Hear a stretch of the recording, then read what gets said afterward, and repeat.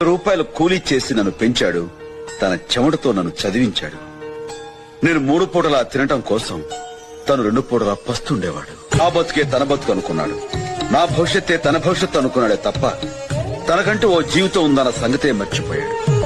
తండ్రి మాట కోసం 14 సంవత్సరాలు వనవాసం చేసిన కొడుకు గురించి మీకు తెలిస్తే, కొడుకు సంతోషం కోసం తన జీవితాన్ని త్యాగం చేసిన తండ్రి గురించి నాకు తెలుసు. ఆయన నాకు తండ్రి మాత్రమే కాదు, దేవుడు కూడా.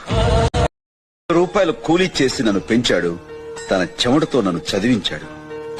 నేను 3 పూటలా తినటం కోసం తను 2 పూటలా పస్తుండేవాడు. నా బతుకే తన బతుకు అనుకున్నాడు. నా భవిష్యత్తే తన భవిష్యత్తు అనుకున్నాడే తప్ప తనకంటూ ఓ జీవితం ఉందన్న సంగతే మర్చిపోయాడు.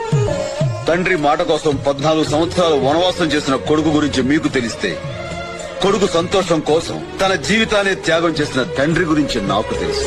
ఆయన నాకు తండ్రి మాత్రమే కాదు, దేవుడు కూడా.